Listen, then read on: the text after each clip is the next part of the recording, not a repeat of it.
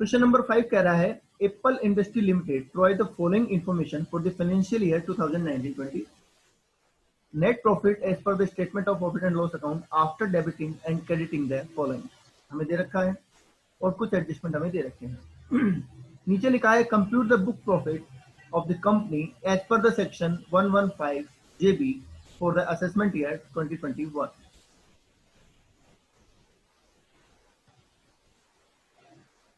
computation of book profit of Apple Industry for assessment year 2020 and 21।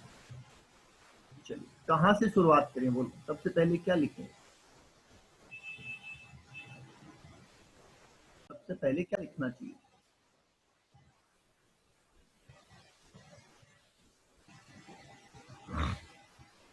Net profit.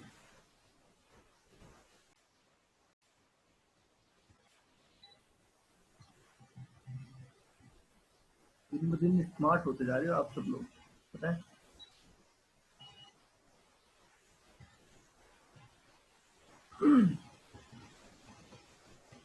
चलिए लिख लेते हैं net profit कितना है 120। फिगर सारी लैक्स में है तो मैं ऊपर ही लिख देता हूँ,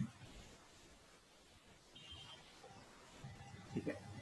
ओके, अब हमें कुछ आइटम ऐड करने हैं और कुछ आइटम लेस करने हैं। याद रहे, मैं दोबारा याद दिलवा दूं, इनकम टैक्स के प्रोविजंस का यहाँ पे कोई लेना देना नहीं है। मतलब जो अलाउड डिसअलाउड वाला कंसेप्ट था उसको यहाँ पे हमें कुछ नहीं करना है, तो उसके अकॉर्डिंग कोई गड़बड़ ना करना, ठीक है। चलिए सबसे पहले आपको दे रखा है प्रपोज डिविडेंड। बोलिए कुछ करना है या नहीं करना है? प्रपोज डिविडेंड का कुछ करें या ना करें ये बता दो। एड लेस कुछ करना है या नहीं करना? ऐड करना बता रहे हैं, चलिए कर देते हैं।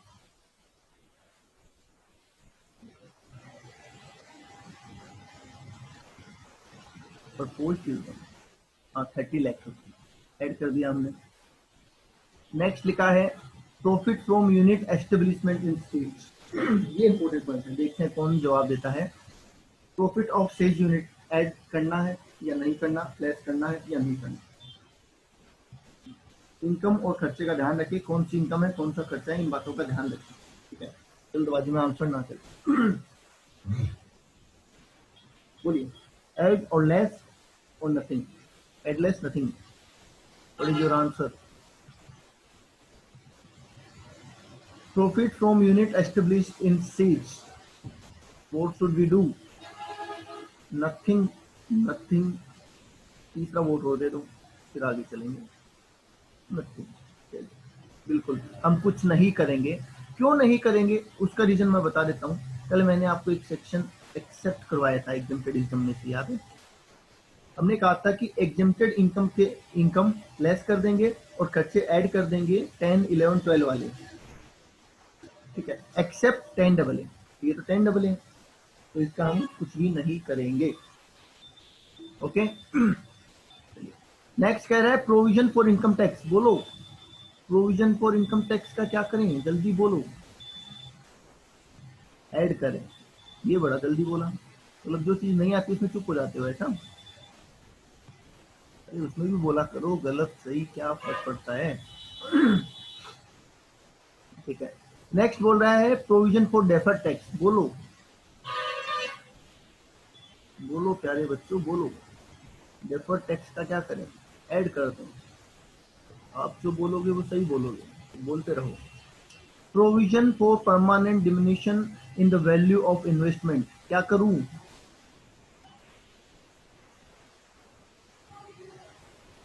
ऐड, क्योंकि सारे प्रोविजन ऐड है, सिर्फ उनको छोड़ के जो एक्चुअल वैल्यूएशन के होते हैं। 3 लाख रुपए। Depreciation debited to the statement of profit and loss account is rupees 10 lakh. Include the depreciation on the valuation of asset to the tune of 1 lakh. मतलब 10 लाख का डेबिट किया गया है और जिसमें से 1 लाख रिवैल्यूएशन का है। आपको कल मैंने क्या लिखवाया था कि एक बार के लिए ये मानते हुए कि सब कुछ गलत है, हम पूरा 10 लाख रुपए ऐड कर देंगे, ऐसे तो लिखवाया था कि एक बार के लिए आप पूरा डेप्रिसिएशन ऐड ऑन कर दो। ओके, यहां तक किसी के कोई डाउट है तो बोलो पहले।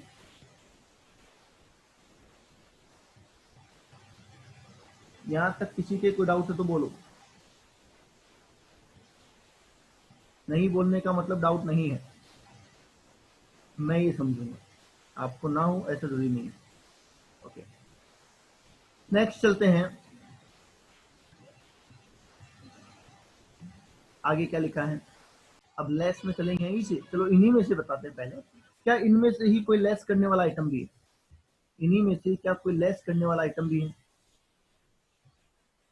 डेप्रिसिएशन है, बिल्कुल है। तो मैं यहां लिखूंगा less depreciation excluding what? Excluding what? Revaluation. तो कितना लेस कर दूंगा? 9 लाख रुपीज। Okay, done. आगे एडिशनल इंफॉर्मेशन और पढ़ लेते हैं, क्या कहना चाहते हैं भाई साहब। ये कह रहे हैं कि broad forward losses, brought forward losses and unabsorbed depreciation as per the books of the company are as follows. Books of the company के सारे प्रोविजन हमें दे रखे हैं। क्या इसके रिगार्डिंग मैंने आपको कुछ लिखवाया हुआ है? brought forward losses और unabsorbed depreciation के लिए कुछ लिखवाया हुआ है क्या? बोलो। यस, लिखवाया हुआ है। brought forward losses और unabsorbed depreciation दोनों में जो भी कम हो उसको हम लेस कर देंगे, ऐसा लिखवाया हुआ है।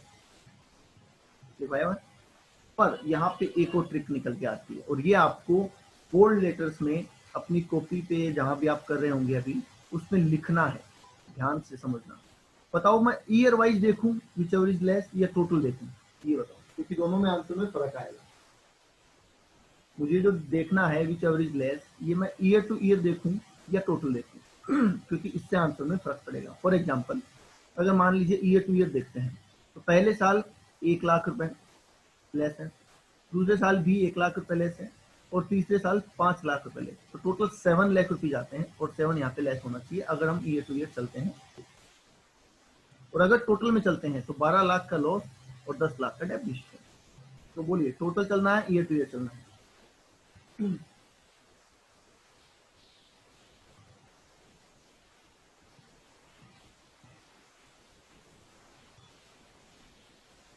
तो आपको चलना है टोटल अप्रोच। लिख लेना ऊपर यहाँ पे, ये जो आपने लिखा होगा यहाँ पे या ऊपर हाईलाइट करके कहीं पे भी लिख लेना कि ब्रॉड फॉरवर्ड लॉसेज हैं 12 लाख के, ये है 10 लाख के। हम लेंगे विच एवर लेस। मैंने यही लिख दिया है, आप कहीं पे भी लिख लें। एग्जाम में यही गलतियां होती हैं, आते आते हुए क्वेश्चन आता रहता है फिर भी गलती हो जाती है, और वो यही होती है। टोटल बेसिस पे करें।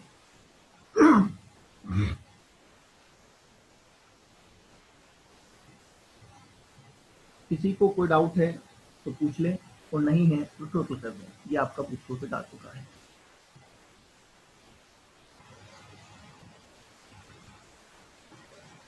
बता दो बुक प्रॉफिट कितना है? बुक प्रॉफिट बता दो। 163।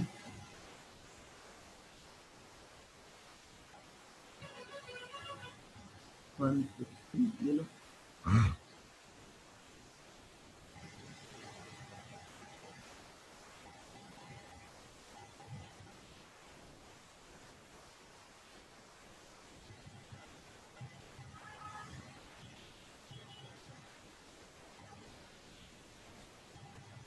वन 172 है। लो भाई, 172 लिख दिया। अब तो सही है ना टोटल? कोई कैसा लगा कंपनी के असेसमेंट का पहला क्वेश्चन? ये हार्ड है, कैसा है?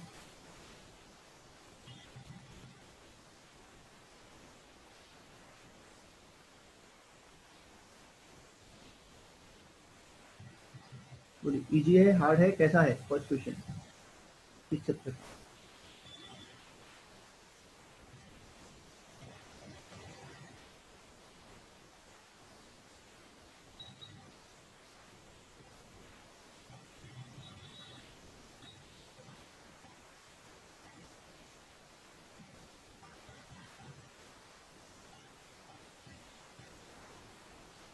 एवरेज है, इजी है, हार्ड है?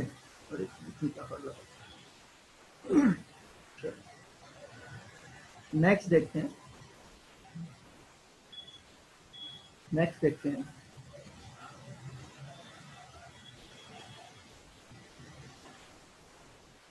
नेक्स्ट क्वेश्चन देखते हैं। अब ये स्टेप बाय स्टेप चलता रहेगा, मतलब आपको चीजें स्टार्टिंग से समझ में आती रहेगी। क्वेश्चन नंबर 6 पढ़ेंगे। क्वेश्चन नंबर 6 क्या कह रहे हैं? The book profit of a company in the previous year 1920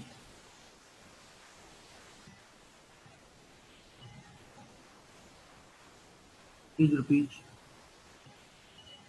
book profit मैं लिख देता हूँ यहाँ पे, बुक प्रॉफिट दे रखा है आपको 60 lakh.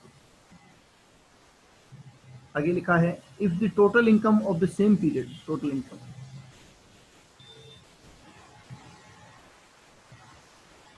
Is rupees 12 lakh, calculate the tax payable by the company. आपको टैक्स पेएबल निकालना है।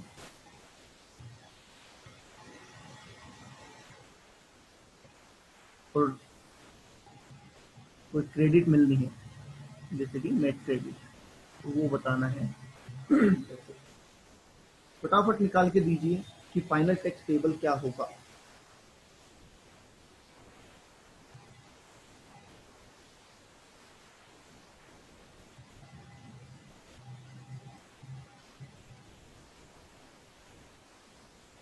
टैक्स पेएबल बेटा ये इनकम है, मैं टैक्स पूछ रहा हूँ आपसे, टैक्स निकाल के देना है। इतना सा आंसर थोड़ी है।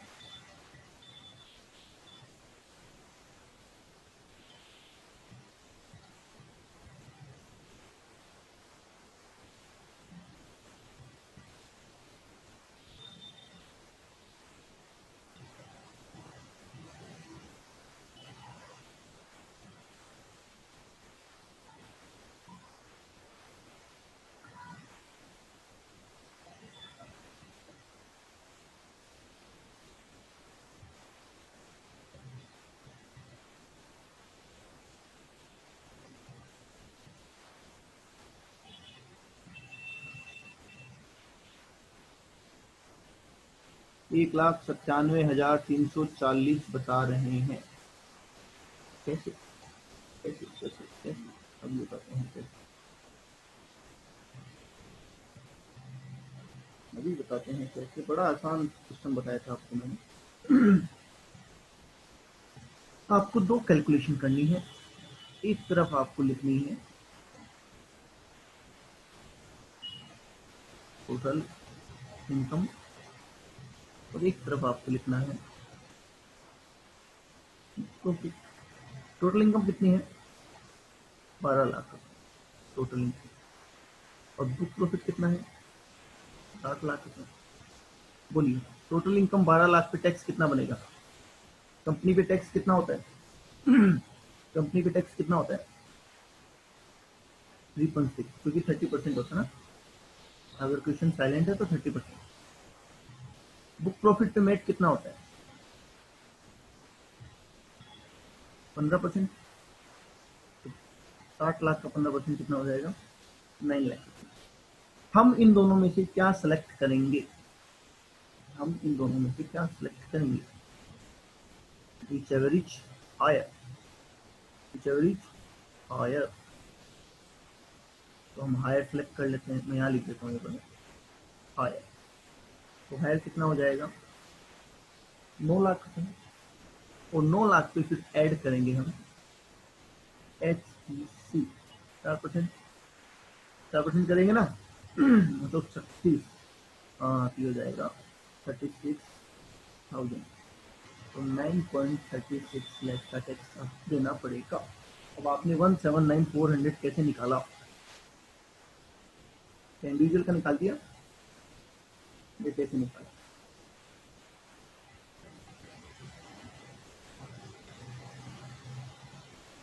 बोलो भाई, 179,400 ये क्या निकाला आपने?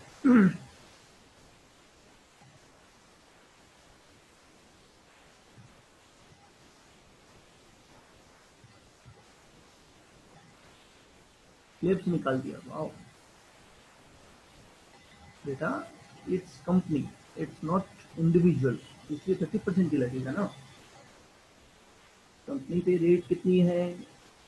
30%, 25, 22 एंड 15। तो अगर कोई कंडीशन वगैरह में नहीं दे रखी कि क्या फॉलो हुआ है क्या नहीं हुआ है, तो हम कितना लगाएंगे? 30%। देखो जल्दबाजी कितनी नुकसानदायक है। सबने आंसर के रेट से निकाल लिया, इसीलिए कहते हैं ना, practice makes man better. Practice करते रहें, जवाब देते रहें, सही गलत की परवाह ना करें, सही जरूर होगा।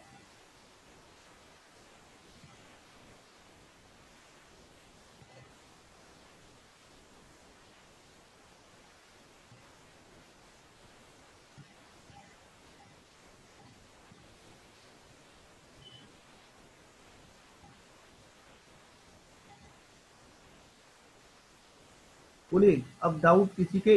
कोई बात नहीं, क्वेश्चन गलत है उससे कोई फर्क नहीं पड़ता, आपका आंसर गलत है, अब समझ में आ जाना चाहिए। यहाँ पे प्रैक्टिस करने का मोटिव इतना ही है कि एग्जाम में आपकी गलती ना हो। यहाँ पे अगर गलती हुई तो उससे निराश होने की जरूरत नहीं है, क्योंकि यहाँ पे गलती होने से एक ही फायदा है कि वो गलती एग्जाम में नहीं हो, इसीलिए तो प्रैक्टिस करवाते हैं। ओके, चलिए क्वेश्चन नंबर 8। अब आप लोग कोशिश करें कि आप ज़्यादा से ज़्यादा पार्टिसिपेट करें, जबकि ज़्यादा से ज़्यादा पार्टिसिपेट करोगे ना, ज़्यादा चीज़ें समझ में आएंगी। क्वेश्चन नंबर 8 में क्या पूछा है, मैं ऊपर कर देता हूँ क्वेश्चन को, ये लो अब विजिबल है। आपको पूछा गया net profit of the Renuka limited. सारे कंपनी के क्वेश्चन होंगे यहाँ पे, इंडिविजुअल का कोई क्वेश्चन नहीं होगा, ठीक है, क्योंकि हम मेट पढ़ रहे हैं, कंपनी का असेसमेंट पढ़ रहे हैं। The net profit of the Renuka Limited, an Indian company, as per its profit and loss account, is rupees 90 lakh. Okay. After debiting and crediting the following items, हमें दे रखे items कुछ, और नीचे लिखा है compute the tax liability under the section 115 JB for the assessment year 2021। क्या आप कर सकते हैं?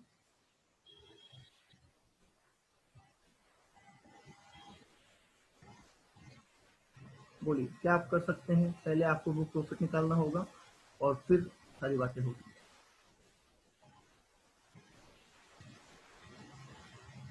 सबसे पहले क्या लिखूं? बड़ा स्मार्टली आंसर करना। टैक्स प्रॉफिट कितना है? 90 लाख। फर्स्ट पॉइंट दे रखा है provision for income tax, provision for income tax 5 lakh रुपए। क्या करें? ऐड कर। दूसरा दे रखा है प्रोविजन फॉर डेफर्ड टैक्स, ये तो वैसा ही ना, अभी जो क्वेश्चन किया था आई थिंक वैसा ही है। प्रोविजन फॉर डेफर्ड टैक्स कितना है? 3 लाख। बच गए आप लोग, सेम वैसे ही क्वेश्चन आ गए। प्रपोज्ड डिविडेंड, क्या करें? प्रपोज्ड डिविडेंड का ऐड कर देते हैं 7.5 लाख। नेक्स्ट आ रहा है depreciation, including depreciation on account of revaluation 60 lakh. कितना डिसअलाउड करूँ ये बताओ चलो। डेप्रिसिएशन कितना डिसअलाउड करूँ? 60 लाख, मतलब ऐड करना है, साथ ही साथ लेस भी कर दूँ।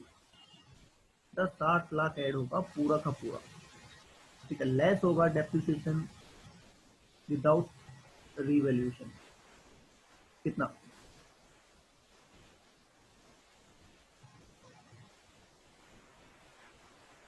40 लाख, क्योंकि विदाउट रिवैल्यूएशन कितना है? 40 लाख है। ओके, चलिए नेक्स्ट लिखा है profit from industry unit in says area. बोलो क्या करूं? ये सेज एरिया का जो प्रॉफिट है 80,000 रुपए, इसको क्या करूं, लेस करूं, ऐड करूं, लेस करूं, ऐड करूं, कुछ भी नहीं, चलो कुछ नहीं करता है, कोई बात नहीं, जैसा आप चाहो। आगे लिखा है provision for permanent diminishing on the value of investment. क्या करूं, provision for diminishing of investment, 70, कितने हैं, 70,000 रुपये टोटल कर दीजिए। कुछ भी नहीं बताया इसमें, टोटल कर दो, टोटल कर दो भाई।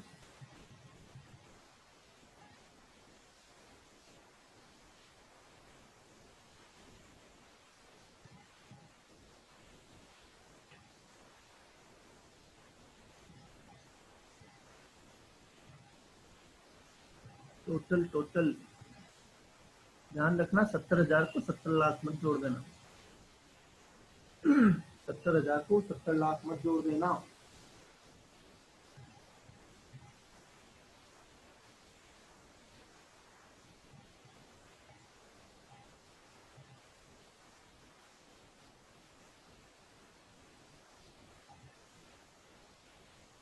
एक करोड़ 26,20,000 लिख रहे हैं, 1,26,20,000 एटलीस्ट 1 to 6.20 लैक्स। बोले क्वेश्चन खत्म हो गया, यही पूछा था आपसे या और भी कुछ पूछा था, यही पूछा था या और भी कुछ पूछा था। टैक्स लायबिलिटी की तो पूछी थी, टैक्स लायबिलिटी भी निकालते हैं। ओके, यहाँ पे लिखते हैं tax as per normal provision. Normal provision के हिसाब से प्रॉफिट कितना था वो भी आपको निकालना पड़ेगा, नॉर्मल प्रोविजन के हिसाब से भी प्रॉफिट आपको निकालना पड़ेगा, और अलाउड डिसअलाउड वाला कंसेप्ट लगाना पड़ेगा।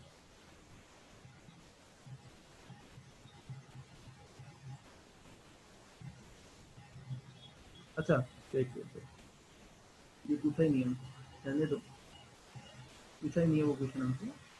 हमसे बोला है टैक्स लाइबिलिटी, तो हमसे क्या पूछा है, टैक्स लाइबिलिटी अंडर 115 जेबी, तो सीधा ही बुक प्रॉफिट की टैक्स लाइबिलिटी निकाल दो आप।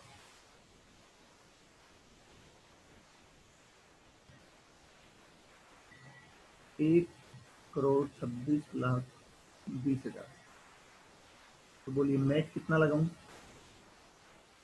15%, कितना होता है।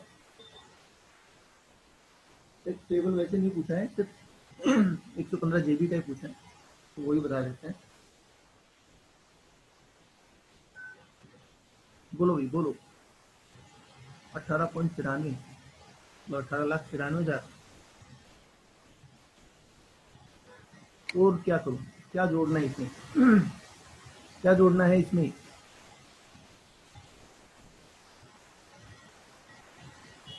SCC ये क्या है,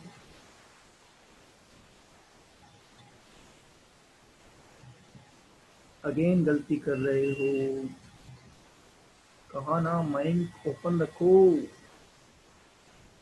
सरचार्ज कहाँ जाएगा, बुक प्रॉफिट 1 करोड़ से ज्यादा है, और क्वेश्चन के फर्स्ट लाइन में लिखा था कि इट्स एन इंडियन कंपनी, ये एक इंडियन कंपनी है, तो बताओ कितना परसेंट लगाऊं सरचार्ज, 7%, क्योंकि इंडियन कंपनी है ना, और 1 करोड़ से 10 करोड़ के बीच में 7%, और 10 करोड़ से ऊपर होता तो 12%, लगाओ 7%,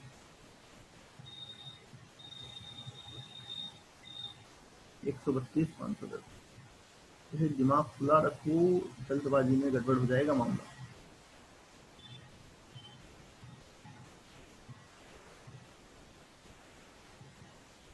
नहीं आ रहा क्या,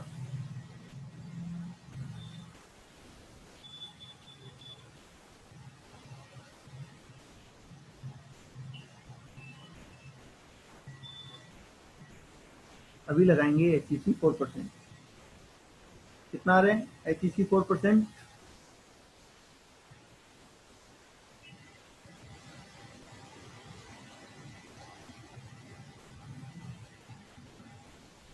81020 81020 टोटल टैक्स बता दो, टोटल टैक्स बता दो।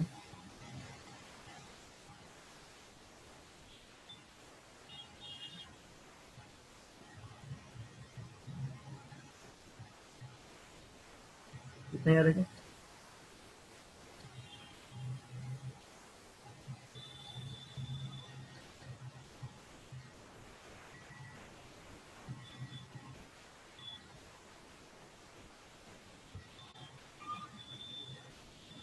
बोलिए, यहाँ तक किसी के कोई डाउट?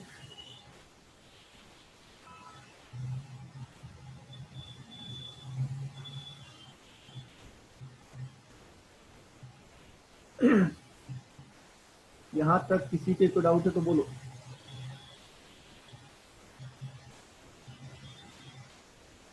पक्का? तो गलतियां क्या क्या की वो आप लिख लो एक जगह। अगर आपको ऐसे याद नहीं रहता है तो जो जो गलतियां आपने की है वो एक जगह लिख लो कि हमने ये गलती की है।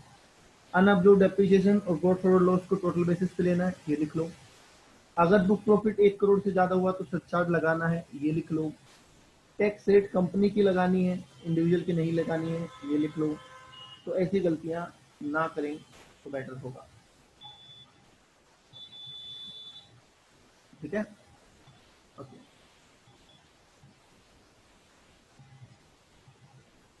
अब इसके बाद मैं चल रहा हूँ। आई होप यहाँ से बुक प्रॉफिट निकालना आपके एक बेसिकली समझ में आ गया होगा। बुक प्रॉफिट कैसे निकलता है और टैक्स लायबिलिटी कैसे निकलती है। पहले इसी क्वेश्चन को, इसी टाइप के क्वेश्चन को पक्का करने के लिए एक क्वेश्चन और करवा देता हूँ, उसके बाद बड़े क्वेश्चन पे चलेंगे।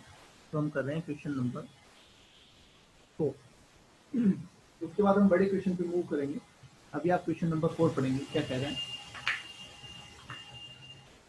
क्वेश्चन नंबर 4 कह रहा है business income before adjusting brought forward losses and book profit of the X limited for various years are as follow.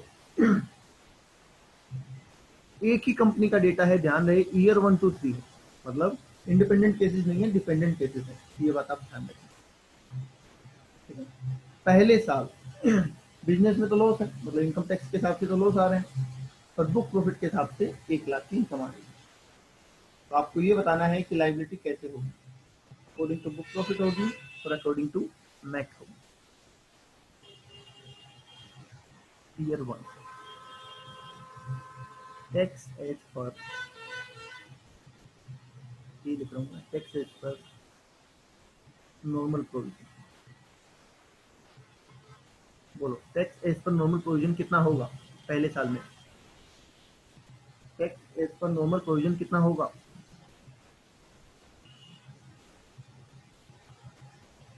नील होगा, क्योंकि लॉस है।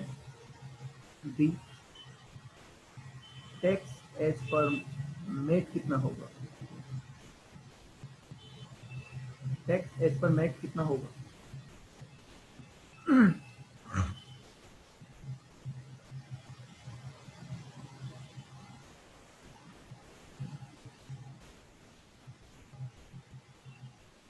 15,000। ये लो 15,000।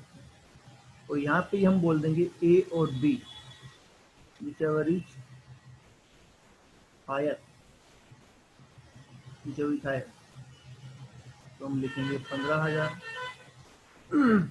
ठीक है, और जोड़ देंगे इस पे क्या,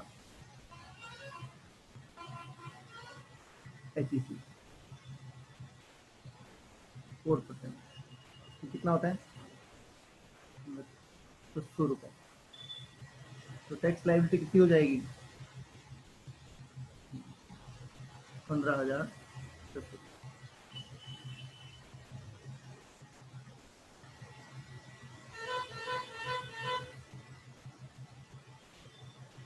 तो मैं यहाँ लिख देता हूँ इस ईयर 1।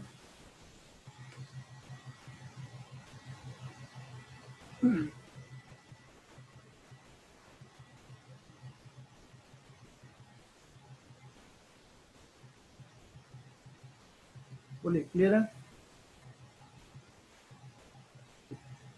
ईयर 2 की बात करें, बोलो tax as per income tax, बोलो ईयर 2 में tax as per income tax कितना है ईयर 2 में? Tax as per income tax कितना है ईयर 2 में?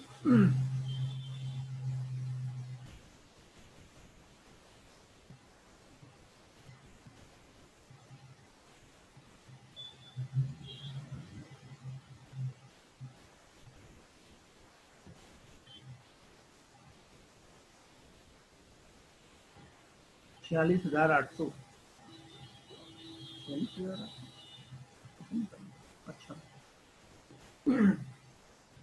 Tax as per year normal provision of income tax in page number 2।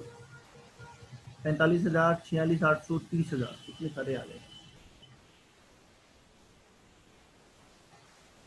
45,000 आ रहा है, 30,000 आ रहा है, इसमें 46 कुछ लिखा है। और मैं अगर कहूँ कि सबका आंसर गलत है तो क्या होगा? अगर मैं कहूँ सबका आंसर गलत है तो क्या होगा? वही होगा जो अंतिमा ने कहा, नेहा ने कहा। Zero. Tax liability will be zero. Why? इस साल का प्रॉफिट है 1,50,000 रुपए, पिछले साल के लॉस है 2 लाख रुपए। तो लॉस को, जब ग्रोथ फॉरवर्ड लॉस को हम सेट ऑफ करेंगे तो इस साल भी तो लॉस ही रहेगा 50,000 का, तो फिर तो जीरो हो जाएगा इस साल का।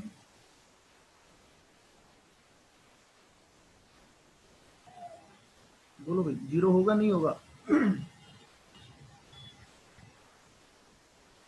पिछले साल का 2 लाख का लॉस ग्रोथ फॉरवर्ड करके लाएंगे, 1.5 लाख की इनकम को इस बार एडजस्ट कर देंगे तो इनकम होगी जीरो।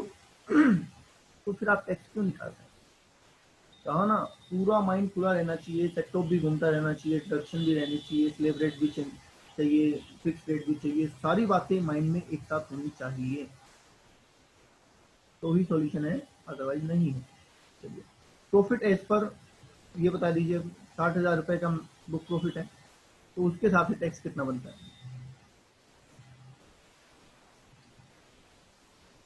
60,000 की बुक प्रॉफिट के हिसाब से टैक्स कितना बनता है? 9,000 रुपये। तो विच एवर इज हायर, 9,000 रुपये। और एच ई सी तो 360 रुपये, तो ये आ जाएगा 9360।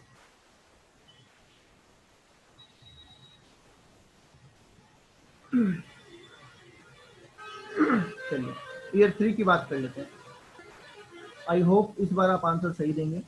ईयर 3 में इनकम टैक्स कितना होगा as per normal provision? Year 3 में इनकम टैक्स कितना होगा एज पर नॉर्मल प्रोविजन? 30,000 रुपये, क्योंकि 1.5 लाख की इनकम है, 50,000 का लॉस ग्रोथ फॉरवर्ड पड़ा था हमारे पास, उसको एडजस्ट कर दिया, बच गया 1 लाख। 1 लाख का 30% लिया हमने तो 30,000 आ गया। बुक प्रॉफिट दे रखा है आपको 2,50,000 रुपए, तो 2,50,000 का टैक्स बोलो। 2,50,000 का टैक्स बोलो। बुक प्रॉफिट का 2,50,000 का मैच कितना होगा? 37,500। विच एवरेज हायर, 37,500। 4% एच जोड़ देंगे आप, 1,500। तो टोटल टेबल कितना आ जाएगा?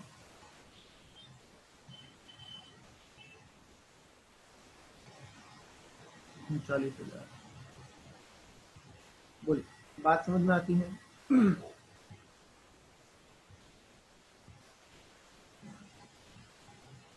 तो कितनी गलतियां की आपने और उन गलतियों से क्या सीखा? कितनी गलतियां की और उन गलतियों से क्या सीखा?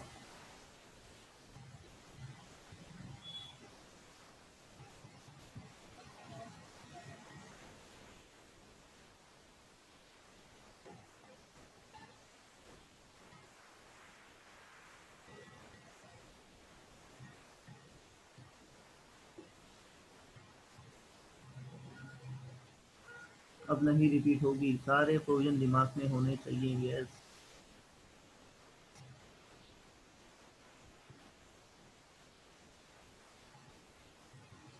ये ठीक है। एक क्वेश्चन अभी आपको करना है, क्वेश्चन नंबर 10। अभी करेंगे, आप करेंगे क्वेश्चन नंबर 10। ठीक है, अगर डिस्कनेक्ट हो जाता है तो कोई बात नहीं, दोबारा कनेक्ट करने की जरूरत नहीं है।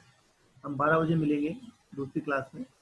और ये क्वेश्चन आपको अभी करना है, question number 10। Okay, final comment, provision of company कैसा लग रहा है? Final comment, provision of company कैसा लग रहा है? और आज जितना पढ़ाया उसमें कोई डाउट है तो बोलो।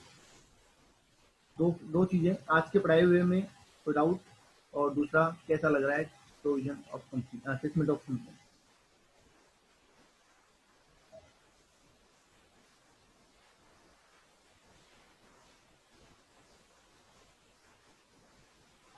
मेरिट क्रेडिट होगा, बिल्कुल होगा बेटा, मेरिट क्रेडिट फॉरवर्ड होगा, मेरिट क्रेडिट फॉरवर्ड होगा। हाँ? पर वो यूटिलाइज तभी होगा जब नॉर्मल टैक्स ज्यादा हो। इस क्वेश्चन में ऐसा कुछ था ही नहीं कि नॉर्मल टैक्स नहीं पे ज्यादा हो, तो हर साल मेरिट क्रेडिट ही मिलता रहेगा फॉरवर्ड।